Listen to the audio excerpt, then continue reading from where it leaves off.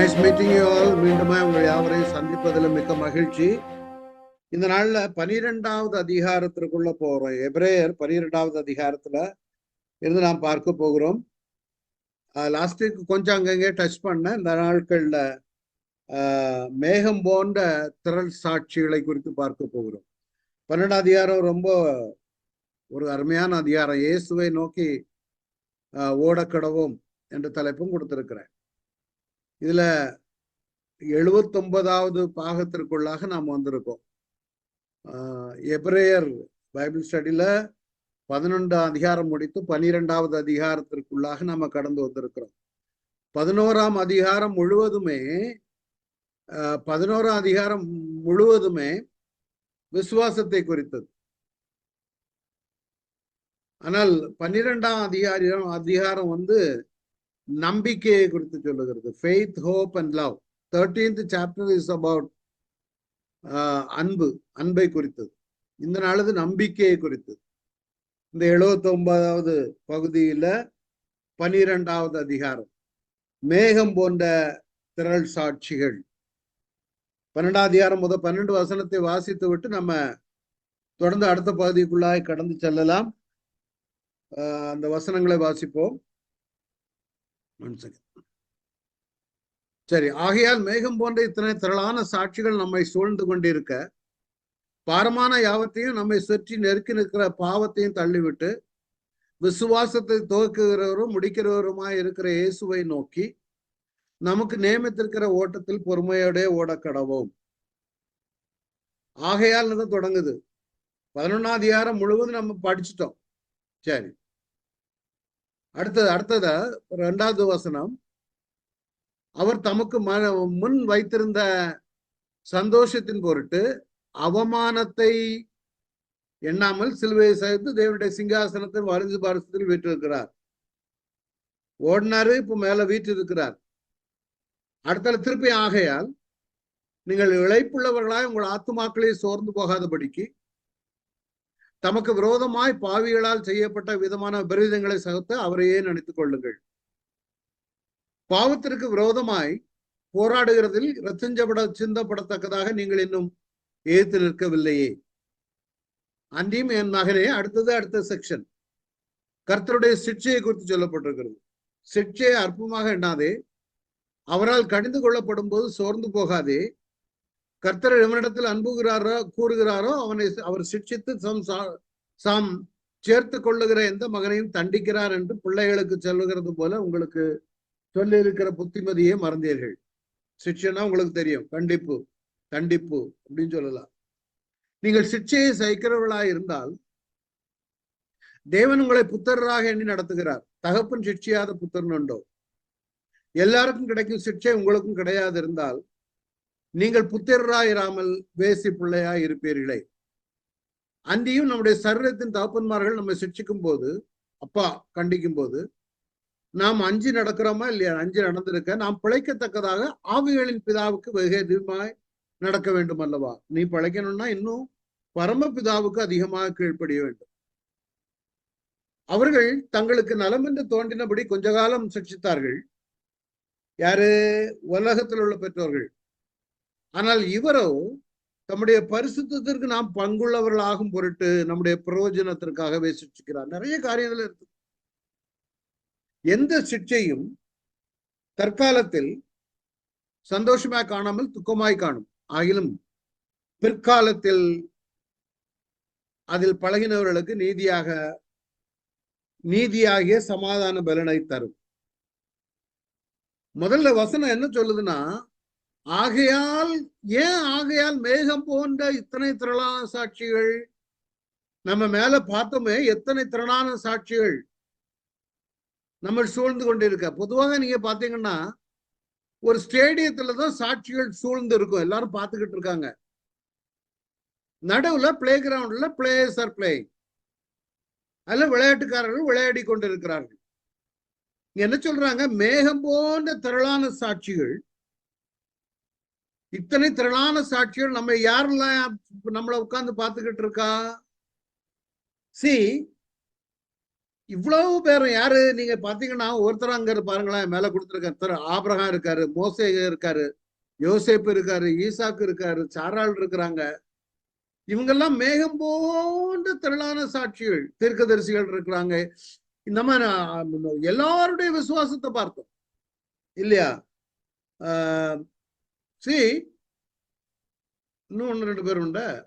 சரி, நோவா இருக்காரு, அப்புறம் ஆபேல் இருக்கிறாரு, யோனாக்கு இருக்கிறாரு, ஆபிரகாம், ஈசாக்கு, யாக்கோபு, இவங்க எல்லாருடைய விசுவாசத்தை நம்ம பார்த்தோம்.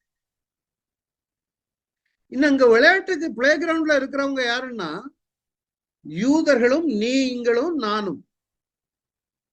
எதுக்கு பவுல் இந்த புத்தகத்தை எழுதியவர்? அது பவுல் தானே நான் முன்னாடியே சொல்லியிருக்கேன். ஏன் இவர்களுக்கு இப்படி எழுதுகிறார்? நீ எல்லா பாரமான யாவத்தையும் பாரமான யாவத்தையும் நம்மை சுற்றி நெருக்கி நிற்கிற பாவத்தை தள்ளிவிட்டு யாரை நோக்கி ஓடணும்? விசுவாசத்தை துவக்கிறவரும் முடிக்கிறவருமாக இருக்கிற இயேசுவை நோக்கி நமக்கு நியமிக்கிற ஓட்டத்தில் பொறுமையோட ஓடுவோம். See, it says in இங்கிலீஷ்ல அழகா போட்டு, focus your eyes on Jesus. இவர் யாருக்கு எழுதுகிறார்? முக்கியமாக யூதர்களுக்கு எழுதுகிறார். இந்த பாரமான யாவத்தையும் நெருங்கி நிற்கிற பாவத்தை என்னன்னா, இவங்க யூதர்கள் கிறிஸ்துவை ஏற்றுக்கொண்ட பிற்பாடு இவங்க இந்த எபிரேய யூதர்கள் கிறிஸ்துவை ஏற்றுக்கொண்ட பிற்பாடு மற்ற யூதர்கள் இவங்கள சொன்னாங்க, நீ கிறிஸ்துவை ஏற்றுக்கொண்டாலும் யூத மார்க்கத்தை பின்பற்றணும். பவுல் அதனால என்ன சொல்றாருன்னா, அப்பா எபிரேய மக்களே, நாம இவ்வளோ பேரை பார்த்தோமே, அவங்க எல்லாம் பார்த்துக்கிட்டு இருக்காங்க, ஓடி முடிச்சாச்சு. அதனால நீ உன்னை சுற்றி நிற்கிற இவைகளை உதறி தள்ளி விட்டு ஓடு அப்படிங்கிறார். ஏன்னா யூதர்களை கட்டாயப்படுத்துறாங்க, நீ யூத மார்க்கத்துக்கு திருப்பி வந்துரு. அது ஒரு பாரமான யாவத்தையும் அதான் சொல்றாரு, பாரமான யாவத்தையும் நம்மை சுற்றி நிற்கிற பாவத்தையும் தள்ளிவிட்டு ஓட்டப்பந்தய விசுவாசத்தை துவக்குகிறவரும் முடிக்கிறவரும், அது ரெண்டாவது அடுத்தல வர. அப்ப என்ன நம்மை சுற்றி நிற்கிற இது யூதர்களுக்கு. நாமளும் இந்த ஓட்டத்துல இருக்கிறோம். நமக்கும் இவங்கெல்லாம் மேல இருந்து மேகத்துல இருந்து பார்த்து கொண்டிருக்கிறார்கள். மேகம் போன்ற திரளான சாட்சிகள். ஏன்னா ஏன் மேகத்தை அங்க பயன்படுத்துறாருன்னா, தேவன் மேகத்தில் வாசம் பண்ணின தேவன். இஸ்ரவேல் ஜனங்களுக்கு நன்றாக தெரியும், மேகத்தை பற்றி பேசினாலே அது தேவன் வாசம் பண்ணின இடம். எண்ணாகமத்துல தெரியும் பாருங்க. வாசஸ்தலம் ஸ்தாபனம் செய்யப்பட்ட நாளில், அதாவது ஆசரிப்பு கூடாரம் செய்யப்பட்ட நாளிலே மேகமானது சாட்சியின் கூடாரமாகிய வாசஸ்தலத்தை மூடிச்சு.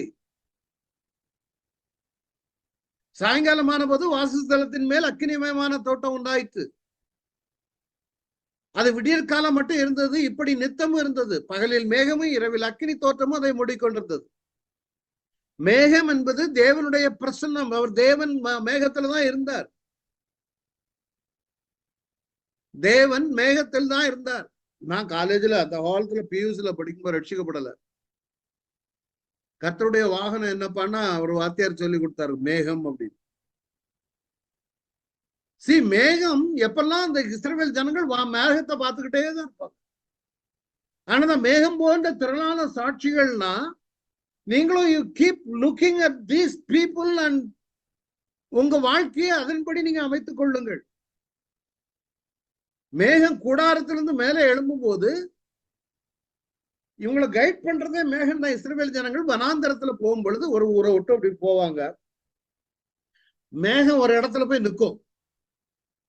நேரம் அந்த இடத்துல டென்ட் அடிச்சு வழிபாட்டு கூடாரம் 12 கோத்திரத்தாருடைய டென்ட் இருக்கு பாருங்க, பாளையம் சுற்றிலும் டென்ட் அடிப்பாங்க. அந்த மேகம் தங்கும் இடத்தில் பாளையம் இறங்குவார்கள். மேகத்தை பார்த்துக்கிட்டே இருப்பாங்க, வழி நடத்துகிற மேகம். அப்புறம் அந்த மேகம் டெய்லி வந்து பார்ப்பாங்க. சிலச்சும் 1 மாசம் இருப்பாங்க, சிலச்சும் 1 வருஷம் இருப்பாங்க. அசையாது மேகம். கர்த்தர் எப்ப நடத்துறாரோ, எப்ப மூவ் பண்றாரோ அப்பதான், அதாவது ஆண்டவர் மூவ் பண்றாருன்னு அர்த்தம் அவங்களுக்கு. சோ கர்த்தருடைய கட்டளையின்படி இஸ்ரவேல் புத்திரர் பிரயாணப்படுவார்கள். கர்த்தருடைய கட்டளையின்படியே பாளையம் இறங்குவார்கள். கட்டளைன்னா மேகம். மேகம் மேகம் வாசஸ்தலத்தின் மேல் தங்கி இருக்கும் நாளெல்லாம் அவர்கள் பாளையத்தில் தங்கி இருப்பார்கள். அசைய மாட்டாங்க, போகக்கூடாது. அந்த மேகம் தான் அவங்களை வழி நடத்துகிற மேகம். சோ அப்ப அந்த மேகத்தை நோக்கி இருக்கிற அவர்கள் தேவனுடைய பிரசன்னத்தை பார்த்து கொண்டிருந்தார்கள். அதனாலதான் இந்த கான்செப்ட் அங்க கொண்டு வர்றார், மேகம் போன்ற திரளான சாட்சிகள். மேகம் நெடுநாள் வாசஸ்தலத்தின் மேல் தங்கி இருக்கும் போது 6 மாசம் இருக்கலாம், 1 வருஷம் இருக்கலாம், 2 வருஷம் இருக்கலாம், 40 வருஷத்துல இடையிடையே. இதனாலதான் லேட் ஆச்சு. இஸ்ரவேல் புத்திரர் பிரயாணப்படாமல் கர்த்தரின் காவலை காத்து கொண்டிருப்பார்கள். மேகம் சில நாள் மாத்திரம் வாசஸ்தலத்தின் மேல் தங்கி இருக்கும் போது கர்த்தருடைய கட்டளையின்படியே பாளையம் இறங்கி இருந்தது. கர்த்தருடைய கட்டளையின்படியே பிரயாணப்படுவாங்க. அதை பார்த்துதான் அவங்களுடைய மேகம், அக்கினி ஸ்தம்பம், மேக ஸ்தம்பமும் சாயங்காலம் தொடங்கி பாத்தீங்கன்னா, மேகம் சாயங்காலம் தொடங்கி விடியற்காலம் மட்டும் இருந்து விடியற் காலத்தில் உயர எழும்பும் போது உடனே புறப்படுவோம். சில சமயம் மேகம் கீழே இறங்கிடும். அப்படியே மேல போகும்போது உடனே புறப்படுவாங்க. பகலாகிலும் இரவிலாகிலும் மேகம் இறங்கும் போது பிரயாணப்படுவார்கள். ரொம்ப பியூட்டிஃபுல்லா இருக்கும் அவங்க பயணமே. அதை பொறுத்ததுதான். மேகமானது 2 நாளாவது, 1 மாதமாவது, 1 வருஷம் ஆகுது. வாசஸ்தலத்தின் மேல் தங்கி இருக்கும் போது இஸ்ரவேல் புத்திரர் பிரயாணம் பண்ணாமல் பாளையம் இறங்கி இருப்பார்கள். பிரயாணம் பண்ண மாட்டாங்க. அது உயர எழும்பும் போதோ பிரயாணப்படுவார்கள். அவங்க பிரயாணப்படுகிறதே இந்த மேகம் மேல எழும்பும், உடனே ரெடி ஆகுவாங்க. அப்போ அவர்கள் இரவும் பகலும் வழி நடக்க கூடும்படிக்கு கர்த்தர் பகலில் அவர்களை வழிநடத்த மேகஸ்தம்பமும், இரவில் அவர்களுக்கு வெளிச்சம் காட்ட அக்கினி ஸ்தம்பத்திலும் அவர்களுக்கு முன் சென்றார். இதுதான் அவங்களுக்கு ஒரு முக்கியம். அதனாலதான் அங்க எழுதும் போது என்ன எழுதுகிறார், மேகம் போன்ற திரளான சாட்சிகள். என்ன விஷயம்? ஏன் மேகம் போன்ற திரளான சாட்சிகள்? நம்ம ஒரு இடத்துல வந்து ஆண்டவர் சொல்றாரு, இந்த கம்பெனில நீ ஜாயின் பண்ணணுமா வேண்டுமா அப்படின்னு. நீ திரளான சாட்சிகளை பார்க்கணும். ஆபிரகாமுக்கு தெரியாது.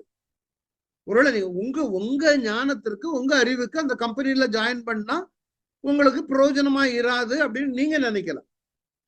ஆனா ஆண்டவர் என்ன சொல்றாரு, உங்களுக்கு உள்ளானதுல 2-3 ஊழியக்காரங்களும் சொல்றாங்க, இல்ல நீங்க வேலைக்கு ஜாயின் பண்ணுங்க பிரதர், உங்களுக்கு கர்த்தர் இந்த இடத்துல உயர்த்துவார். ஆனால் நீங்க என்ன யோசிக்கிறீங்க, வேண்டாம் பயமா இருக்கு, அங்க போனா எப்படி இருக்குமோ உங்க சொந்த ஞானத்துக்கு. அப்ப நீங்க யார பார்க்கணும்னா ஆபிரகாம் பார்க்கணும். ஆபிரகாமுக்கு ஒண்ணுமே தெரியாது கானான் தேசத்துக்கு. ஆபிரகாமுக்கு ஒண்ணுமே தெரியாதனால அவன் புறப்பட்டு போனான். இந்த மேகம் போன்ற திரளான சாட்சிகள் இருக்காங்களே, ஆபிரகாம எடுத்தா சரி. நோவாவுக்கு மழை பார்த்ததே கிடையாது, அவன் மழையை பார்த்ததே கிடையாது. ஆனா பேழை செய்ய சொன்னார் ஆண்டவர். அவங்க எல்லாருமே அதான், அதனாலதான் அவங்களுக்கு விசுவாச வீரர்கள். சில காரியங்கள்ல நம்ம அவர்களை போற இருக்கக்கூடாதுங்கிற பாடமும் இருக்குது சிம்சோனுடைய வாழ்க்கையில். அவங்க எல்லாரும் பார்த்துக்கிட்டு இருக்கமே திரளான சாட்சிகள் என்னன்னா, நமக்கு சாட்சியாய் வாழ்ந்தவர் நமக்கு உண்பா. அவங்க பரலோகத்திலிருந்து பார்த்து கொண்டு நம்ம இது பண்றாங்களோ என்னவோ, ஐ டோன்ட் நோ. ஆனா இவங்க எல்லாருடைய வாழ்க்கையை நாம பார்க்கும் பொழுது நிறைய கற்றுக்கொள்ள மோசையுடைய வாழ்க்கையை எடுத்தாங்க. அவன் என் பேரை கிறுக்கி போடும் அப்படின்னா, யோசுவாவுடைய வாழ்க்கை எடுத்து பார்த்தாலும் சரி, இல்லது எரிகோ மதில் விழுந்த கதைகளை எடுத்துக்கொண்டாலும் சரி, அல்லது ராகாப் என்ற வேசியை குறித்து பார்த்தாலும் சரி, சாராளுடைய வாழ்க்கையை எடுத்துக்கொண்டாலும் சரி, இதுல உள்ள விசுவாச வீரர்கள் எல்லாருமே நமக்கு முன்பாக சாட்சியாய் வாழ்ந்து நம்மிடத்துல சொல்லுகிற ஒரு காரியம், நீங்களும் இப்படி சாட்சியா வாழுங்க. உங்களுக்காவது அவங்களுக்கு தூர பார்த்து அணைத்து கொண்டுதான் போனாங்க. அவங்க ஒண்ணுமே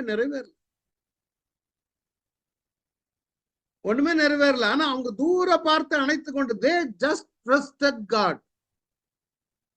அதனாலதான் எபிரேய ஜனங்கள் தங்களுடைய பொதுவாக யூத ஜனங்கள் என்ன பண்ணுவாங்கன்னா, தங்களுடைய சொந்த ஞானத்தினால எதையுமே இது டிசைட் பண்ண மாட்டாங்க. when the Bible says it is so, they just believe it.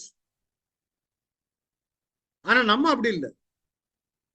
ஆண்டவர் இப்படி சொல்லிருக்கா, அப்ப இது ஏன் அப்படி வந்துச்சு? காயின் ஏன் பாவம் செய்தான்? ஆபேல் ஏன் செய்யல? ஏன் ஆண்டவர் சாத்தானுக்கு இதை அனுபவிச்சார் தோட்டத்துக்குள்ள? ஏன் மேல இருந்து கீழே தள்ளினாரு? ஆனா அவங்க அப்படி கிடையாது. அதான் விசுவாசம். தள்ளினாரா? வேத வாக்கியங்கள் எல்லாம் தேவ ஆவியானவரால் எழுதப்பட்டிருக்கிறது, அவ்வளவுதான். அப்படி நம்ம ஃபெய்த் பேஸ்ட்ல இவங்க வாழ்ந்த, இப்ப நான் இத்தனை வாரமா எடுத்திருக்கிறேன்ல இந்த 11ஆம் அதிகாரத்தை, இதை நம்முடைய வாழ்க்கையில அபியாசப்படுத்தாம அடுத்த லெவலுக்கு நீங்க போனீங்கன்னா 12ஆம் அதிகாரத்துக்கு வரும்பொழுது இதை அபியாசப்படுத்த வேண்டும் என்பது இது கன்க்ளூஷன். ஆகையால் மேகம் போன்ற திரளான சாட்சிகள் நம்மை சூழ்ந்திருக்க. இவைகளெல்லாம் எதுக்கு கொடுத்திருக்காருன்னா, இந்த 11ஆம் அதிகாரத்தை நான் கிட்டத்தட்ட எத்தனை மாசம் எடுத்திருப்பேன்னு தெரியல, நான் கணக்கு பார்க்கல. 11ஆம் அதிகாரம் மாத்திரம் ஒரு 20 வாரங்களுக்கு மேல போயிருக்கும். அவ்வளவு தூரம் முக்கியமான காரியங்களை நாம ஏன் படித்தோம்னா, இந்த திரளான சாட்சிகளை பார்த்து நம்முடைய வாழ்க்கையை சீரமைக்க வேண்டும் என்பதுதான். பொறுமையோட ஓட கடவோம், அதான் தெளிவா கொடுத்திருக்குது. அதுலயும் இன்னொன்னு என்னன்னா, விசுவாசத்தை துவக்கிறவரும் முடிக்கிறவருமாகிய இயேசுவை நோக்கி. அது என்ன? வரமான யாவத்தையும், இதான் இயேசு. Focus your eyes on Jesus. அதாவது ஓடும் பொழுது என்ன சொல்றாருன்னா, விசுவாசத்தை துவக்குகிறவரும் முடிக்கிறவருமாயிருக்கிற இயேசு. ஏன்னா நம்ம அடிக்கடி நான் உங்கள்கிட்ட சொல்லுவேன், தேவனால் பிறப்பதெல்லாம் உலகத்தை ஜெயிக்கும். உங்களுடைய விசுவாசமே உலகத்தை ஜெயிக்கிற ஜெயம். அப்போ அதை துவக்கிறது யாருன்னா,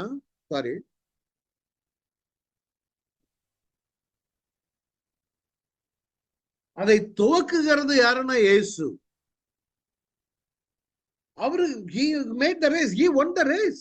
அவர் ஜெயிச்சாச்சு. இந்த படம் போட்டிருக்கும் பாருங்க. அவரை நோக்கி focus your eyes on Jesus, how he is running. See, இவர் சும்மா ஒண்ணும் ஓடி முடிக்கல. நம்ம ஒரு கேம்ல ஓடுற மாதிரி இயேசு ஓடல. இயேசு he was humiliated. தேவனுடைய குமாரனா இருந்தார். அவருக்கு பரிசேயர்கள் எதிர்த்தாங்க, யூத ஜனங்கள் அவரை கொல்லும்னாங்க. he was humiliated. ஆனா நமக்கு ஒரு மாதிரி அவமானம் நிந்தைகள் வரும் பொழுது அவரு you focus your eyes on Jesus, look at him, then you will be comforted. நான் அவரை விட நான் பரவாயில்லையே. you will be humiliated. நான் உண்மையா சொல்லித்தரேன். சில சமயங்கள்ல நம்ம ஒண்ணுல வெளியே உள்ளவங்க, குடும்பத்துல உள்ளவங்க, சபையில உள்ளவங்க, நண்பர்கள், ஆபீஸ்ல உள்ளவங்க உங்களை ஏளனமா பார்த்து சிரிக்கலாம். நீங்க உண்மையா இருந்தாலும் உங்களை கேலி செய்யலாம். ஆனால் அவரை நோக்கி பாருங்க. ஏன்னா அவரு எல்லா அவமானங்களையும் சந்தித்தார். அவர் சந்திக்காத அவமானமே கிடையாது. அந்த அளவுக்கு அவரை யாரெல்லாம் துன்புறுத்தினாங்கன்னு நினைக்கிறீங்க?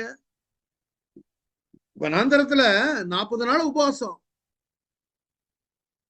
நேர பிசாசால் சோதிக்கப்படும்படிக்கு வனாந்தரத்தில் கொண்டு விடப்பட்டு அவன் சோதிச்சான்.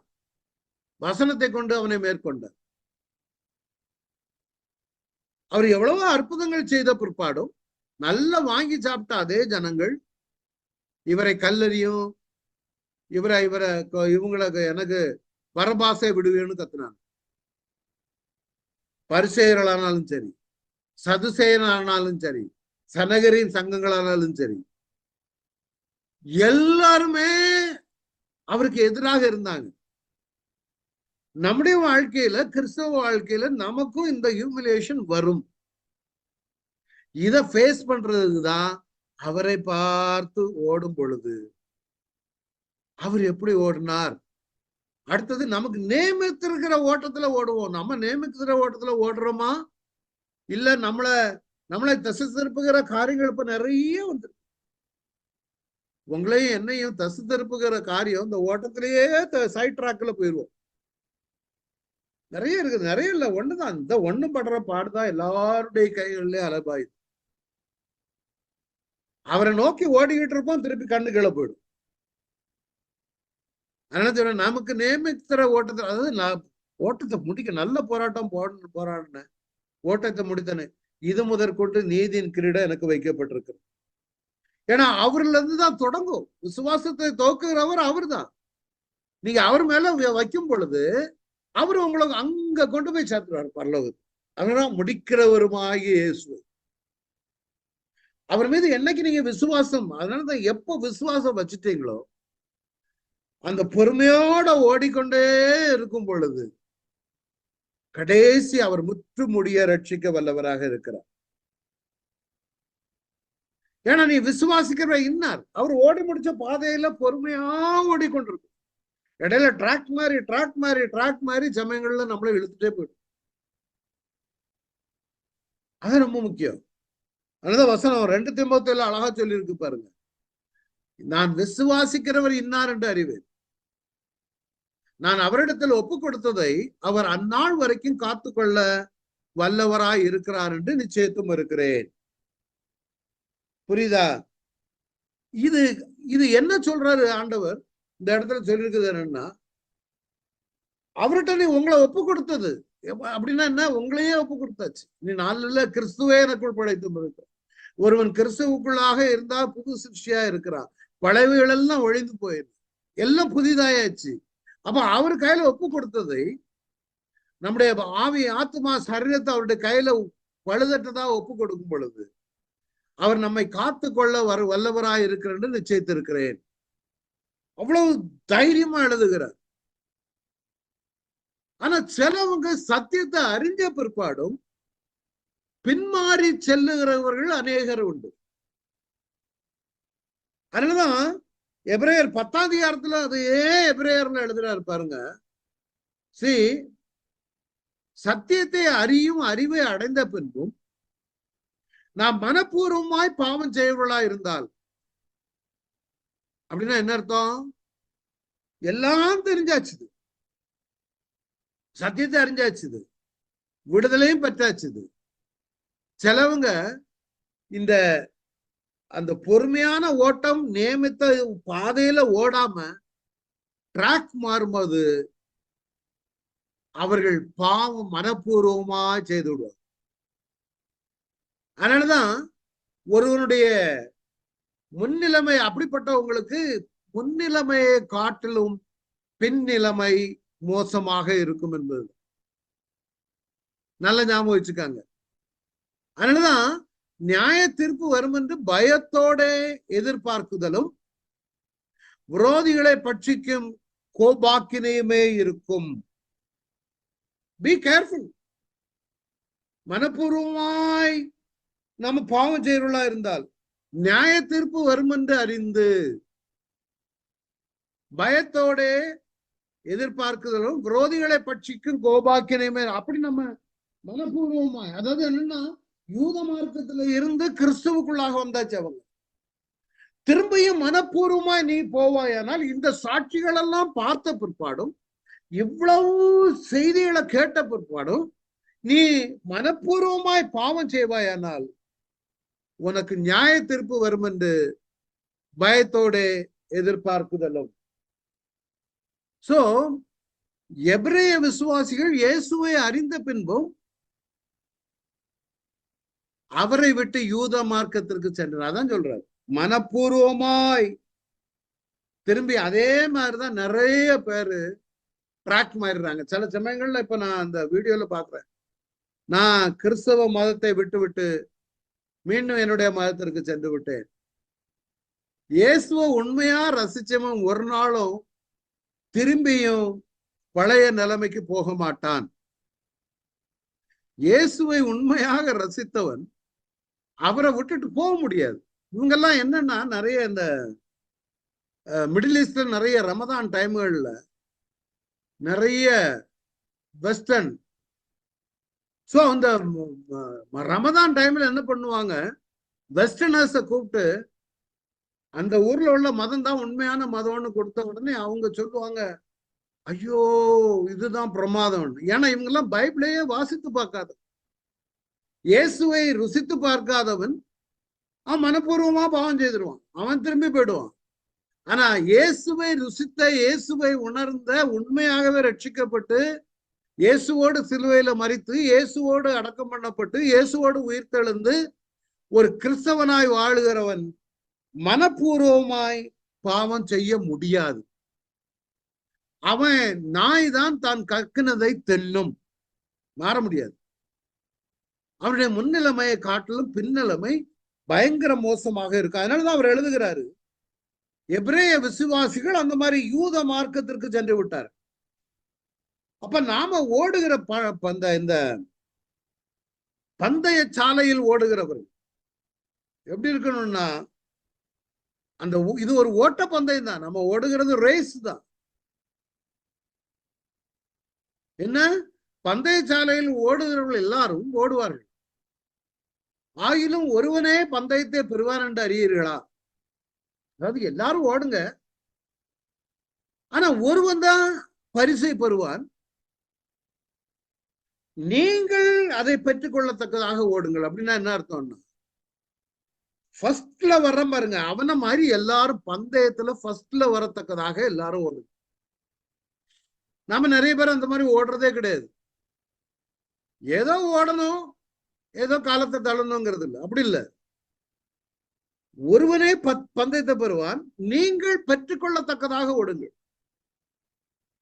அதுலயும் பந்தயத்திற்கு போராடுகிற யாவரும் எல்லாவற்றிலையும் இச்சையடக்கமா இருப்பார்கள். நம்ம கிறிஸ்தவ வாழ்க்கையில் எப்படி பந்தயத்திற்கு போடுகிறவன் நிறைய இந்த ஃபேட் ஐட்டம் சாப்பிட மாட்டாங்க, ஏன்னா அவங்க உடம்பு அது அவங்கள பாதிக்குங்கிறதுனால சில ஆகாரங்களை அவங்க தவிர்ப்பது உண்டு.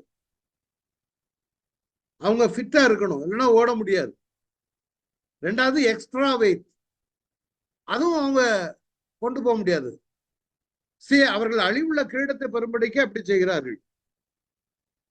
ஆனால் நாமும் அழிவுள்ள கிரீடம் என்னன்னா, ஒலிவ இலையில தான் அன்னைக்கு செய்வாங்க ஒலிம்பிக் கேம்ஸ். அந்த ஒலிவ இலையில செய்யப்பட்ட கிரீடம் தான் கடைசி கொடுப்பாங்க. நிறைய நம்ம நிறைய பேரு, நிறைய ஆத்லெட்ஸ் வந்து வாங்கின அவார்டெல்லாம் வீடுகள்ல அப்படியே வரிசை அடுக்கி வச்சிருக்கும். அது ஒண்ணுக்கும் பிரயோஜனம் இல்லாம இருக்கும். ஆனா இங்க என்ன எழுதுறா பாருங்க, அப்படி ரொம்ப வருஷங்களா அவார்டு வாங்கியிருப்பாங்க, கடைசி அது எல்லாம் தூக்கி போடுவாங்க அல்லது காயெல்லாம் கடைக்கு போயிடும். அப்போ நாமும் அழிவில்லாத கிரீடத்தை பெரும்படிக்கு அப்படி செய்கிறோம். சோ நாமும் அழிவில்லாத கிரீடத்தை பெரும்படிக்கு அப்படின்னா, நாம பெறுகிற கிரீடம் வந்து இஸ் மோர் இம்பார்ட்டன்ட் தேன் இந்த கிரீடம். அதனாலதான் நிச்சயம் இல்லாம உடையன் ஆகாயத்தை அடிக்கிறவனாக சிலம்பம் பண்ண, சிலவங்க அப்படியே ஆகாயத்தில் அடிக்கிற மாதிரி சிலம்பம் பண்றது. அப்ப இந்த ஓட்டத்துல ஓடுகிறதற்கு நம்முடைய வாழ்க்கையில அவங்க எப்படி என்னெல்லாம் செய்யறாங்க, என்ன கட்டுப்பாடோட இருக்கிறாங்க, சாப்பாட்டுல கட்டுப்பாடோட இருப்பாங்க, ட்ரெஸ் எக்ஸ்ட்ரா வெயிட் எல்லாம் தூக்கிட்டு போக மாட்டாங்க, ஏன்னா பேகை தோல்ல போட்டுட்டு ஓடுவாங்களா, ஓட மாட்டாங்க. ஷூ எல்லாம் அதுக்கு தக்கன ஷூவா தான் இருக்கணும், ஓடுறதுக்கு நல்ல சுலபமா இருக்கணும். ஒரு தடவை எங்க வீட்டுல, எங்க சொந்தக்காரங்க வீட்டுல ஒரு திருடன் வந்துட்டான். திருடன் வந்ததும் அவங்க என்ன பண்ணிருக்கிறாங்க, எல்லாம் ஒரு பொடியை போட்டு வாய எல்லாரும் பேச முடியாம ஆக்கித்தான். வீட்டுல இருந்து வீட்டுக்கு பின்னால ஓடெல்லாம் பிரிச்சு எப்படி எல்லாமோ வந்து வீட்டுக்குள்ள வந்து ஒரு பெட்டியை திறந்து தூங்கி கொண்டிருந்த எங்க அத்தையுடைய கழுத்துடைய செயின் எல்லாம் அத்துட்டு போயிட்டாங்க திருடன். அத்துட்டு ஓடவும் இவங்க திடீர்னு ஒரே ஒரு ஆளுங்க மாத்திரம் படுத்திருந்தது தெரியாதனால அவங்க முழிச்சு சத்தம் போட அங்க இருந்த ஒரு அண்ணனும் இன்னொரு 2 அண்ணனுமா சேர்ந்து துரத்திட்டே போயிருக்காங்க. போகும்போது திருடன் ஃபாஸ்டா ஓடி இருக்கிறான். ஃபாஸ்டா ஓடும்போது காலில் ஷூ லூஸு. ஒரு இடத்துல குனிஞ்சு ஷூவை கலத்துலான்னு குனியும் பொழுது இவங்க ஓடி போய் கட்டி ஒரு திருடனை பிடிச்சிட்டாங்க. சாத்தான நம்மள இப்படிதான் ஆயத்தம் இல்லாம உடனே வந்து நம்மள கட்டி பிடிச்சிருவோம். நீங்க திருடிட்டு ஓடல, ஆனா பரலோகத்தை நோக்கி ஓடுகிற அந்த ஓட்டத்துல நிச்சயமில்ல எங்க ஓடுறோன்னு தெரியாது. சிலவங்க கேட்டா சொல்லுவாங்க, அவன் ஓடுறான் நானும் ஓடுறேன், அந்த பேச்சு கிடையாது. அப்ப நம்முடைய வாழ்க்கையில எக்ஸ்ட்ரா வெயிட் எக்ஸ்ட்ரா இது என்னன்னா, நம்முடைய வாழ்க்கையில அன்றாட ஜெபம், பரிசுத்த ஆவியானவரால் வழிநடத்தப்படுதல், வேத வசனம், ஆலயத்துக்கு ஒழுங்கா செல்றது, கேட்கிற செய்திகளை ஆராய்ந்து பார்க்கிறது, இவைகளெல்லாம் தான் நம்மை ஆயத்தப்படும். நிறைய பேருக்கு அது கிடையவே கிடையாது. சர்ச்சா நிறைய இடங்கள்ல சர்ச்சிங்கனாலே டைம் இருந்தா போவோம், இல்லைன்னா போக மாட்டோம். அது என்ன ஒரு ஒரு ஒரு இது ஏன்னா எங்க வாழ்க்கையில நாங்கெல்லாம் ஆஸ்பத்திரியில இருந்த நேரங்களை தவிர மீதி எல்லா நாளும் church is a must for us. நாங்களும் சரி, பிள்ளைகளானாலும் சரி, பேர பிள்ளைகளானாலும் சரி, உடனே இங்கிருந்து கூப்பிட்டு கேட்பேன், ஏன் சர்ச்சுக்கு போகல, என்னாச்சு? சும்மா இருக்கிறதே கிடையாது. அப்படி இருந்தோம்னா எங்களுக்கு ஒரு மாதிரி மத்து பிடிச்ச மாதிரி ஆயிடும். இது எல்லாமே இந்த ஓட்ட பந்தயத்துல நல்ல ஒரு அருமையான ஓட்டம் ஓடும் பொழுது நிச்சயமில்லாதவனாக ஓடக்கூடாது. நிறையவங்க நிச்சயமில்லாம ஓடுவோம். போய் சர்ச்சில் போய் ஒரு பாட்டை பாடினதும் அவங்களுக்கு நினைப்பு எல்லாம் முடிஞ்சது அப்படின்னு. No no no, you need to commit your life, you need to read the word of God. வசனத்தை வாசிக்கணும், கீழ்ப்படியணும். அப்புறம் உங்களுடைய வாழ்க்கை சில காரியங்கள் ரொம்ப கட்டாயம் தேவைப்படும். ஒண்ணு, டெய்லி பைபிள் ரீடிங். ரெண்டாவது, உங்களுடைய அன்றாட ஜெபம் ரொம்ப முக்கியம். அதாவது சும்மா ஜெபம்னா நாங்க எல்லா வீடுகள்லயும் இந்த சாப்பிடும் முன்பு Lord bless this food make me good, அந்த ஜெபம் இல்லை. You need to spend considerable time. நல்ல ஒரு ஆக்கப்பூர்வமான நேரத்தை செலவழிக்கிறது தான் ஆக்கப்பூர்வமான ஓட்டம், நிச்சயமுள்ள ஓட்டம். இல்லது அது இல்லைன்னா அது நிச்சயம் இல்லாத ஓட்டம். நல்ல ஞாபகம். நான் ஏன்னு சொல்றேன், இன்னும் ஒரு முக்கியமான ஒரு காரியம், சபை கூடுதல் வேணும். எந்த ஒரு நல்ல ஒரு ஆவிக்குறி சும்மா ஏதோ ஒரு சபையில போய் அங்க பிரசங்கம் பண்றதே அவனுக்கே என்னன்னு தெரியாது. நீங்க அங்க போய் உட்கார்ந்துட்டு வந்தீங்கன்னா உங்களுடைய ஆவிக்குரிய ஜீவிதத்துல வளர்ச்சியே இருக்காது. சிலவர் வந்து சபையை விட்டுறக்கூடாது, நம்ம பாரம்பரியமாவே அதுல நிறைய சபைகள் இன்னைக்கு அப்படிதான் இருக்குது. Sorry to say that. But நல்ல ஒரு நிச்சயம் உள்ளவனாக ஓடணுமா, நல்ல ஒரு ஆரோக்கியமான உபதேசம் உள்ள இடத்துல நீங்க கடந்து செல்ல வேண்டும். அடுத்தது எல்லாருக்கும் இன்னொன்னு என்னன்னா, தம்முடைய சரீரத்தை இப்ப ஏன் உபவாசம் பண்ணாங்க இவங்கெல்லாம்? ஏசப்பா தேவனுடைய குமாரனா இருந்தாலும் உபவாசம் பண்ணாங்க. அது வந்து to say no to the body and yes to the spirit. சரீரத்திற்கு வந்து நம்ம இல்லை என்றும் ஆவிக்கு எஸ் என்று சொல்லணும், ஆமாயன் என்று சொல்லணும். அப்பதான் நம்முடைய ஓட்டத்துல நம்முடைய கொஞ்ச நேரம் அதுக்கும் வருது. ஓகே, எனக்கு நான் ஆவிக்குரிய மன்னாவை கொடுக்க போறேன், என்னுடைய ஆவிக்கு சத்து மன்னாவை கொடுக்க போறேன்னு சொல்லி அதுக்கு நேரம் கொடுக்கும். அதுக்காண்டி எல்லாரும் ஃபாஸ்டிங் இருக்குன்னு சொல்லல. சிலவங்க எல்லாம் அண்ணெல்லாம் இருக்காங்க, டயாலிசிஸ் இருக்கு, 1-2 பேருக்கு ஏஜ் ப்ராப்ளம் இருக்குது, டயபெட்டிக் ப்ராப்ளம் இருக்குது, ஹைப்பர் டென்ஷன் இருக்குது, அவங்கெல்லாம் நான் சொல்ல வரேன். ஆனா பொதுவாகவே நமக்குள்ளாக இந்த பழக்கம் இருக்க வேண்டும். அப்பதான் நம்ம ஆவிக்குரிய ஜீவிதத்துல வளர முடியும். நான் ரொம்ப வருஷங்களாக 3 நாள் இருப்பேன், 5 நாள் இருக்கேன், 6 நாள் கண்டினியூஸா இருப்பேன், லிக்விட் மாத்திரை எடுத்துட்டு இருந்தது. இப்போ லேட்லி போன மாச கடைசியில ஒரு 2 நாள் ஃபாஸ்டிங் தான் இருந்தேன். டிசீனஸ் வர ஆரம்பிச்சிட்டு, age, because of my age problem. அப்போ டிசைட் பண்ண இது வேண்டாம், அது என்னுடைய உடம்புக்கு ஒத்து வரல, அது வேற காது. But when you are young enough to fast, you need to do the fasting. அது ஒரு பழக்கத்திற்குள்ள வரணும். அது மற்ற உங்க பிள்ளைகளும் பார்க்கும் பொழுது அவங்களும் பின்பற்றுவாங்க. பவுல் அதான் எழுதுகிறான், இந்த ஓட்டமானாலும் சரி, சிலம்பமானாலும் சரி, சும்மா ஆகாயத்துல அடிக்கிறது தான். சும்மா இந்த பாருங்க, ப்ராஸ்பெரிட்டி டீச்சிங் குப்பை அதெல்லாம் போட்டு தான் ஆகாயத்துல அடிக்கிறது. வீணான ஒரு அர்த்தமில்லாத சிலம்பத்தை அடித்து கொண்டு பிரசங்கம் பண்றவங்களுக்கும் என்னத்தை பேசுறான்னு தெரியாது, கேட்கறவங்களுக்கும் என்னன்னு தெரியாது. ஒரு நம்ம வந்தவங்ககிட்ட கேட்டா எப்படி செய்தி நல்லா இருந்தா, சூப்பரா இருந்து. ஒரு ஆள்கிட்ட கேட்டேன், எங்க ஒரு சொந்தக்காரர்கிட்ட, சூப்பரா இருந்தா மாமா. ஆமாப்பா. கடைசி கேட்ட என்னதான் மாமா அவர் பேசினாரு? நல்லா இருந்துப்பா. அவன் என்ன சொன்னான்னு எனக்கு தெரியாது, ஆனா நல்லா இருக்கும் அப்படின்னு. அந்த சமயத்துல நல்லா இருக்கும். சரி, அடுத்து பவுலன்னு எழுதுகிறார் பாருங்க. நல்ல போராட்டத்தை போராடினேன், ஓட்டத்தை முடித்தேன். பவுல் தைரியமா சொல்றது. அது நிறைய பேரு முடிக்காமலே நல்லதான் முத்து முடிய ரட்சிக்க வல்லவராக இருக்கிறார். ரட்சித்த உன்னுடைய விசுவாசத்தை துவக்கிறவரும் முடிக்கிறவரும் அவரு தான். அவரோட கூட நீங்களும் நானும் கோஆபரேட் பண்ணாதான் நீ முடிக்கும் போது நல்லா இருக்கும். சிலமுடைய ஓட்டம் பரிதாபமா இருக்கும்.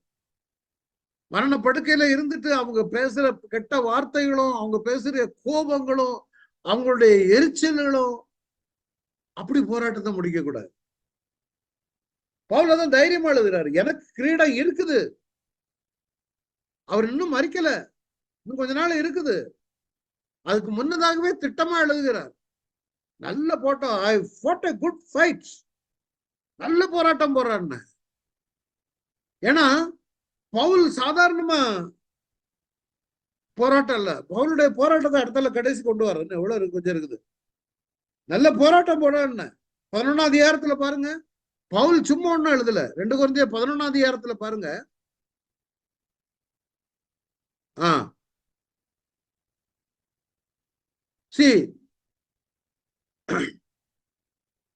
இதான் அவருடைய போராட்டத்தை பாருங்க. அவர்கள் கிறிஸ்தவன் ஊழியக்காரரா?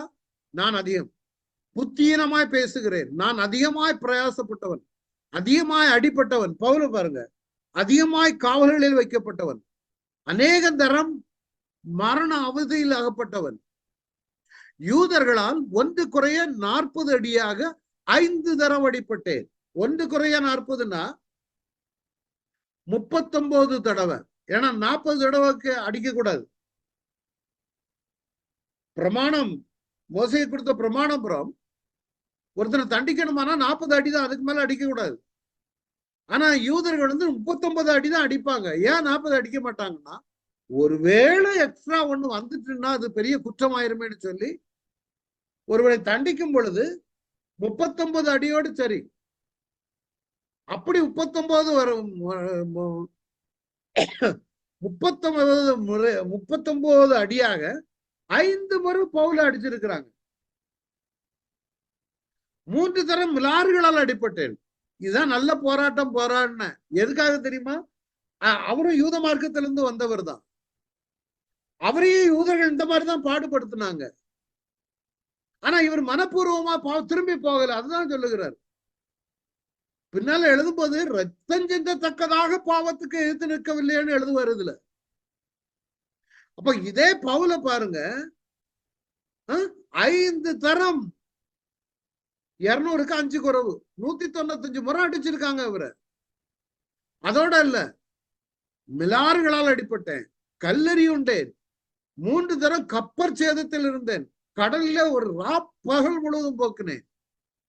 அதோடைய அநேகம் தரம் பிரயாணம் பண்ணினேன். எவ்வளவு ஊரு அந்த நாட்கள்ல இது காரு கிடையாது, ட்ரெயின் கிடையாது, நடந்துதான் போகணும். மலைகள் காடுகள் எல்லாம் தாண்டி தான் போகணும். கிளைமேட்கள்லாம் பயங்கர விஷப்பூச்சிகள்லாம் இருக்கதான் செய்யும். ஆறுகளால் வந்த மோசம், கள்ளரால் வந்த மோசம், என் சுய ஜனங்களால் வந்த மோசம். அவங்க ஜனங்களே அடிச்சு தூக்கி போட்டானுங்க. அவன் செத்து போனான்னு விட்டுட்டு ஓடிட்டான். அந்நிய ஜனங்களால் வந்த மோசம். நமக்கு ஏதாவது இந்த அளவுக்கு நம்ம பாடுபடுறோமா? இல்ல நானே எடுத்துக்கணும், என்னையே எடுத்துக்காங்களேன். நம்ம வீட்டுக்குள்ள ரொம்ப கம்ஃபர்டபுளா உட்காந்துட்டு ஃபேன் எல்லாம் போட்டு ஏசி எல்லாம் போட்டு அப்படியே நல்லா எல்லாம் ரெடி பண்ணி உங்ககிட்ட வந்து டீச்சிங் கொடுக்குறேன். என்னை யாராவது கொண்டு போய் இந்த மாதிரி அடிக்கிறாங்கன்னா இல்ல, அந்த அளவுக்கு நான் கஷ்டப்படல. பவுல மாதிரி நல்ல போராட்டத்தை போராடல, அவன் பெரிய போராட்டம் போடாடினார். ஆனா திட்டமா சொல்றாரு, அவங்களெல்லாம் பார்க்கும் பொழுது நம்ம எவ்வளவோ பரவாயில்ல. அந்த அந்த நியமிக்கப்பட்ட ஓட்டத்துல ஓடுறதுலதான் இருக்குது. பாரமான எல்லாவற்றையும் இறக்கி விட்டு அவரை பின்பற்றி focus your eyes on Jesus, looking unto Jesus, keep looking at him. நிறைய நேரங்கள்ல அவரை நம்ம பார்த்துட்டோம்னா உடனே ஆறுதல் வந்துடும். என்னடா நமக்கு ஏன் இந்த நிலைமை? ரொம்ப சில சமயங்கள்ல ரொம்ப ஹியூமிலியேஷனுக்கு போக வேண்டிய வரும் பொழுது அவரை பார்க்கும் பொழுது ஐயோ அதுக்கு நான் பரவாயில்லையே, இந்த பவுலுக்கு நான் பரவாயில்லையே. அந்நிய ஜனங்களால் வந்த மோசம், பட்டணங்களில் உண்டான மோசம், ஒரு கூட்டம் ஜனங்களை அவரை அடிக்கணும்னு நிற்கிறானுங்க. ஏன்னா ரோம சக்கரவர்த்திகளை இவரை இது பண்ணணும்னு. வனாந்தரத்தில் உண்டான மோசம், சமுத்திரத்தில் உண்டான மோசம், கள்ள சகோதரத்தில் உண்டான மோசம், பிரயாசம், வருத்தம், கண்விழிப்பு, பசி, தாகம், உபவாசம், குளிர், நிர்வாணம். ஆனா இவை முதலானவைகள் எல்லாம் எல்லா சபைகளை குறித்தும் உண்டாயிருக்கிற கவலை என்னை நாள்தோறும் நெருக்கிறது. இவ்வளவு பாடுகள் வந்தாலும் கூட பவுல் என்ன எழுதுகிறார், எனக்கு தேவனுடைய சபையை குறித்த பாரம் தான் என்ன இருக்கு. பவுல் ஓடுற ஓட்டத்தை பார்த்தீங்களா? he kept himself fit. எப்படி கஷ்டப்பட்டு, நம்ம அந்த அளவுக்கு இல்லை. அதான் பவுல் தைரியமா எழுதுகிறார். இது முதல் நீதியின் கிரீடம் எனக்காக வைக்கப்பட்டிருக்கு. யாரை நோக்கி ஓடினார்? இயேசுவை நோக்கி. யாரை குறித்து பேசினார்? இயேசுவை குறித்து பேசினார். என்ன சொல்லி பேசினார்? அந்த அவர் உயிர்த்தெழுந்தார் என்பதற்கு நாங்கள் சாட்சிகள் என்று பேச. அதை தான் நீங்களும் நானும் செய்து அழைக்கப்பட்டிருக்கு. நீதியுள்ள நியாயாதிபதியாக கர்த்தர் அந்நாளிலே அதை எனக்கு தந்தருளுவார், நீதியின் கிரீடம். See the crown of righteousness. He is so much assured. அது மாத்திரமல்ல, எனக்கு மாத்திரமல்ல, அவர் பிரசன்னமாகுதலை விரும்பும் யாவருக்கும் அதை தந்தருளுவார். எல்லாத்தையும் கொடுப்பார். என் கர்த்தரால் கூடாத காரியம் ஒன்றும் அல்ல. அதான் சொல்லப்பட்டிருக்கிறது. எல்லாரும் விரும்பும் யாவருக்கும் அதை தந்தருளுவார். முட்கிரீடம் நீதியின் கிரீடத்தை கொண்டு வரும். என்னைக்கு நீங்க முட்கிரீடத்துல பங்குடையவர்களாக இருக்கிறீர்களோ, முட்கிரீடம் சுட்டப்பட்ட இயேசுவை நோக்கி நான் ஓடும் பொழுது, அடிக்கப்பட்ட இயேசுவை பவுல் இவ்வளவு பிரயாசங்கள்லாம் பட்டார்ல, நம்ம அந்த இதுல பார்த்தோம்ல, அதெல்லாம் அடி வாங்கும்போது என்ன யோசிப்பார்னு நினைக்கிறீங்க? முட்கிரீடத்தை நோக்கி இருப்பார். இயேசு வாங்கின தழும்புகளை நோக்கி பார்த்திருப்பார். இயேசு எந்த அளவுக்கு கீழ்ப்படுத்தப்பட்ட, தாழ்மைப்படுத்தப்பட்டார், அதை பார்த்திருப்பார். அதனாலதான் முட்கிரீடம் நீதியின் கிரீடத்தை கொண்டு வரும். நீ முட்கிரீடத்துல பங்கு இல்லாம இருந்தனா உனக்கு நீதியின் கிரீடம் வராது. எந்த ஒருவன் முட்கிரீடத்துல பங்குடையவனாக இருப்பானோ அவன் நீதிமானாய் வாழ்வார். அவனுக்குதான் நீதியின் கிரீடம் கொடுக்கப்படும். இதற்காகவே நீங்கள் அழைக்கப்பட்டிருக்கிறீர்கள். ஏனெனில் கிறிஸ்து உங்களுக்காக பாடுபட்டு தம்முடைய அடிச்சுவடுகளை தொடர்ந்து வரும்படி உங்களுக்கு மாதிரியை பின் வைத்து போனார். ஆண்டவருக்கு தெரியும் நீ எப்படி உன்னுடைய ஸ்பிரிச்சுவல் கேம் இருக்குது. நல்ல போராட்டம் தான். சரீரத்தெல்லாம் வச்சு ஒடுக்கிதான் நம்ம பண்றோம். அதாவது இந்த பிரதர் சாம் ஜெபத்திர முன்னாடி எனக்கு ஒரு சம்பவம் சொல்லியிருக்கார். அவருக்கு தெரிஞ்ச ஒரு தகப்பனார், அவருடைய மகன் ஒரு ஃபுட்பால் பிளேயர், அப்பாவும் ஒரு ஃபுட்பால் பிளேயர். ஆனா ஃபுட்பால் விளையாடும் போது அப்பா டிவில பார்த்துக்கிட்டு இருந்தார். டிவில பார்க்கும் பொழுது பார்த்துட்டு அவன் மகன் அடிக்கும் பொழுது இவருக்கு காலம் அப்படி போகுமா, பையன் விளையாடுறத பார்த்துட்டு கடைசி பையன் விளையாடி முடிச்சு வந்த பொழுது மகனை கூப்பிட்டு அந்த ஃபுட்பால் பிளேயர் சொன்னாரா, ஏண்டா அந்த பால் நீ வரும் பொழுது அதை அப்படி அடிச்சிருக்கணும், நீ இந்த பால் வரும் பொழுது இப்படி அடிச்சிருக்கணும், இல்ல இந்த மாதிரி ஷாட் கொடுத்துருக்கணும். அதே மாதிரிதான் நம்ம இந்த ஸ்பிரிச்சுவல் வாழ்க்கையில ஓடிக்கொண்டிருக்கிற ஓட்டத்தை நம்மை பார்த்து கனிவோடு ஆண்டவர் பார்த்து கொண்டிருக்க. மோனே, நான் இந்த வழியில ஓடி இருக்கப்பா, நீ என்னுடைய அடிச்சுவடுகளை தொடர்ந்து வரும்படி உனக்கு தானே அடிச்சுவடுகள் வச்சிருக்கேன்னு, நீ என்ன பின்பற்றி வா. ஏன்னா அந்த உலகம் என்ன செய்யும், மாம்சம் என்ன செய்யும், பிசாசம் என்ன செய்யும், நம்மளை பின்பற்ற விடாது. நிறைய நேரங்கள்ல தீர்மானம் எடுத்துருவோம். நான் இனிமேல் ஆண்டவருக்காக வாழுவேன், எனக்கு அவர் தான் எல்லாம் அப்படின்னு பிரமாதமா தீர்மானம் எடுத்துருவோம். ஆனா அன்றாட வாழ்க்கையில வரும் பொழுது முற்கோபங்களோ அல்லது எது வந்தாலும், டென்ஷனோ எது வந்தாலும் நாமே மறந்து போய்விடுகிறவர்களாக இருக்கும். அந்த நேரங்கள்ல ஆண்டவர் நமக்கு சொல்லுவா, நீ வேண்டாமா, இந்த வா, இந்த வழியில வா. அதனாலதான் ஆண்டவரை நோக்கி, இயேசுவை நோக்கி, வேற யாரும் இல்லை. திரளான சாட்சிகளை காட்டிட்டு அடுத்தால எழுதுகிறார், நீ இயேசுவை நோக்கி. ஏன்னா ஸ்டில் அலைவ். இப்ப இந்த திரளான சாட்சிகளும் அலைவ் தான், இல்லைங்கல, தேவனுடைய சமூகத்துல இருக்கிறாங்க. அவங்களெல்லாம் வாழ்ந்த வாழ்க்கை நமக்கு எழுதி அழகா கொடுத்திருக்கிறாரு. அவைகளெல்லாம் நம்ம பைபிள் ஸ்டடி மூலமாக நிறைய கற்றிருக்கிறோம். அதனால நிறைய காரியங்கள் இருக்கு. நான் அன்றாட வாழ்க்கையில தகப்பனையும் தாயையும் அதிகமாய் நேசிக்கிறவன் எனக்கு இதா இருக்க முடியாது. நீ தன் சிலுவையை எடுத்துக்கொண்டு எனக்கு பின்னாக வாழ்ந்த வசனங்கள்லாம் நிறைய இருக்கிறது. சில முள்ள இடங்கள் விளைக்கப்பட்ட வித வளர்ந்து வரும்போது முள்ளானது நெருக்கி போட்டு விடும்.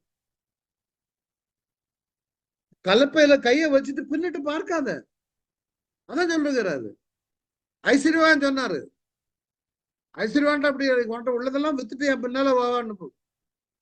அவனுக்கு ஒரு மாதிரி ஆயிப்போச்சு. உடனே அவன் போயிட்டான். போன ஐஸ்வர்யவான் தேவனுடைய ராஜ்யத்தில் பிரவேசித்து ஒட்டகமானது ஊசியின் காதிலே நுழைவது எளிதாயிருக்கும். இவைகளெல்லாம் நம்மளை உலக கவலையில் இருக்கக்கூடாது.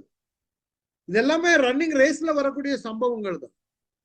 நம்ம சிலுவையை எடுத்துக்கொண்டு தன் சிலுவையை எடுத்துக்கொண்டு அவருக்கு பின்னால போனாதான் போகணும், வேற வழி இல்லை. அப்பதான் சக்சஸ்ஃபுல்லா இருக்க முடியும். நல்ல போராட்டங்கிறது என்னன்னா நீதியின் கிரீடத்தை பெறுவதற்கான போராட்டம். பவுல் பாத்தீங்களா என்ன அழகா எழுதியிருக்கிறார். என்ன போராட்டம் எல்லாம் போராடினாரு. இயற்கையினால வந்த போராட்டம், தன்னுடைய சகோதரர்களால் வந்த போராட்டம், குடும்பத்திற்குள்ள வந்த போராட்டம், நண்பர்களா வந்த போராட்டம், ஊர்க்காரர்களால் வந்த போராட்டம், பூச்சி புழுக்களால் வந்த போராட்டம். இது எல்லாருமே அந்த போராட்டத்துக்குள்ளதான் வருது. அப்போ தன் கலப்பையில கையை வச்சுட்டு பின்னிட்டு பார்க்கிறது யாரு? யூதர்கள். அவங்க என்ன செய்தாங்க? யூத மார்க்கத்திற்கு கிறிஸ்துவை ஏற்றுக்கொண்ட பிற்பாடு திருப்பி பார்த்து யூத மார்க்கத்தை அவன் கூப்பிடுறான். யூதர்கள் எல்லாம் வந்துரு, யூத மார்க்கத்துக்கு திருப்பி வந்துரு. அவன் திருப்பி போனான்னா அவனுடைய முன்னிலைமையை காட்டிலும் பின்னிலைமை அதிக மோசமாக இருக்கும். அடுத்தால பாருங்க. அதனால அந்தகாரத்தின் கிரியைகளை நாம் தள்ளிவிட்டு ஒளியின் ஆயுதங்களை தரித்துக் கொள்ள கடவுள். களியாட்டு, வெறியும், வேசித்தனமும், காம விகாரமும், வாக்குவாதமும் உள்ளவர்களாய், பொறாமையும் உள்ளவர்களாய் நடவாமல் பகல்ல நடக்கிறவர்களை போல சீராய் நடக்க கடவுள். துர்இச்சைகளுக்கு இடமாக உடலை பேணாமல் இருந்து கர்த்தராகிய இயேசுவை தரித்துக் கொள். இது எல்லாமே அன்றாட வாழ்க்கையில இவைகளெல்லாம் நம்முடைய வாழ்க்கையில முட்டி மோதும். அவர் அடிச்சோட காட்டுனது உண்மைதான். ஆனா இவைகளெல்லாம் அதான் ரோமர்ல எழுதி கொடுத்திருக்காரு. எல்லா புத்தகங்கள்லையும் நம்ம ஒரு நல்ல அருமையான போராட்டம் போராடி அவர் காட்டின வழியில நாம் ஓடி செல்வோமானால் இந்த மாதிரி காரியங்கள் எல்லாம் வராது. இன்னைக்கு களியாட்டு, வெறி, வேசித்தனம், எல்லாம் காம விகாரம். டிவில எங்க நியூஸ பார்த்தாலும் விபாச்சாரத்தினால கொலைகள், கொள்ளைகள், வாக்குவாதங்கள், என்ன இந்த இதுல இருக்கக்கூடிய அவ்வளவு காரியம் கண்களுக்கு முன்பாக அப்பட்டமாக நடந்து கொண்டிருக்கிறது பார்க்க. அப்போ நம்ம இந்த துர் இச்சைகளுக்கு இடமாக உடலை பேணாமல் இருந்து நம்ம இவர்களுக்கு இடம் கொடுக்க கூடாது. ஏன்னா அவர் நம்முடைய வலது பாரசத்துல வீற்றிருக்கிறார். இங்க அடுத்த வசனம் பாத்தீங்கன்னா, உபச்சாரம், அசுத்தம், மோகம், துரிச்சை, விக்கிரக ஆராதனை உங்கள் அவயவங்களை அழித்து போடுங்கள். இதெல்லாம் அழிக்க சொல்றாரு. இந்த சமயத்துக்கு இடமே கொடுக்காது. ஆனா நம்ம அதையும் ஒரு பக்கம் இருக்கட்டும், எல்லாம் வேணும் அப்படின்னு ரெண்டும் வச்சுக்கிட்டு இருந்தோம்னா ஒன்னால நம்ம நீதி கிரீடம் வைக்கப்படுறதுன்னு சொல்ல முடியாது. என் ரிசல்ட் இஸ் வெரி இம்பார்ட்டன்ட். வயதானவங்க எல்லாம் நிறைய பழைய ஆட்கள் எல்லாம் பாத்தீங்கன்னா சரியான ஓட்டம் ஓடாம எங்க போறோம்னு தெரியாம ஜீவனை விட்டுட்டு போறாங்க. அந்த மாதிரி அல்ல. நம்ம கண்ணை மூடுனா அங்க போய் கண்ணை திறக்கிற மாதிரி. எப்பவும் ஏஜ் வந்துடலாம், ஏஜ் போய்கிட்டே தான் இருக்குது. அதனால எனக்கு இன்னும் ரொம்ப வருஷம்னு ஒருத்தரும் யோசிச்சுட்டு இருக்க வேண்டாம். எப்பவுமே எண்டு வரலாம். ஆனா எப்பொழுதுமே நீங்களும் நானும் ஆயத்தமா இருக்க வேண்டும் என்று சொல்லித்தான் அவருடைய வருகையை குறித்து நாம போதித்துக் கொண்டே இருக்கிறோம். நீங்க பாருங்க, அவர் தமக்கு முன் வைத்திருந்த சந்தோஷத்தின் பொருட்டு அவமானத்தை எண்ணாமல் சிலுவையை சகித்து தேவனுடைய சிங்காசனத்தின் வலது பார்சத்தில் வீற்றிருக்கிறார். அவருக்கு என்ன அவமானம் தெரியுமா? யூதர்கள் தான், அந்த ரோமர்கள் கண்டுபிடிச்ச அந்த சிலுவையில அவரை எவ்வளவுக்கு அவமானப்படுத்தலாங்கிறது. சங்கீதம் 22 எழுதும் பொழுது அப்ப இந்த இது கிடையாது, இந்த தண்டனை, சிலுவை தண்டனை ரோமர்களால் கொண்டு வந்தது. ஆனா 22ஆம் சங்கீதத்துல அப்பவே இவர் படப்போகிற பாடுகளை குறித்து 22ஆம் சங்கீதத்துல ஆண்டவர் சொல்லி இருக்கு. அவர் மயிர் கத்தரிக்கு கொண்டு செல்ல, சங்கீத ஏசாயால வாசிக்கிறோம், கொண்டு செல்லப்படுகிற ஆட்டுக்குட்டியை போல, அதாவது அவமானங்க, ட்ரெஸ் எல்லாம் கழட்டி அவரு மேல தூக்கி அடிக்கிறாங்க, காரி துப்புறாங்க.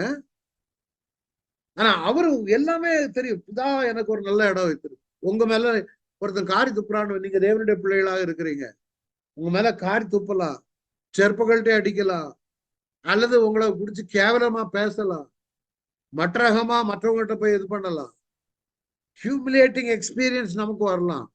ஊழியக்காரங்கள் வடநாடுகள்ல எல்லா இடங்கள்லயும் பாருங்க, அவங்கள கொண்டு போய் நிர்வாணமாக்கி அடித்து மோசமாக்கி, ஆனா எல்லாரும் அவங்க பாக்குறது தமக்கு முன் வைத்திருந்த சந்தோஷத்தின் பொருட்டு.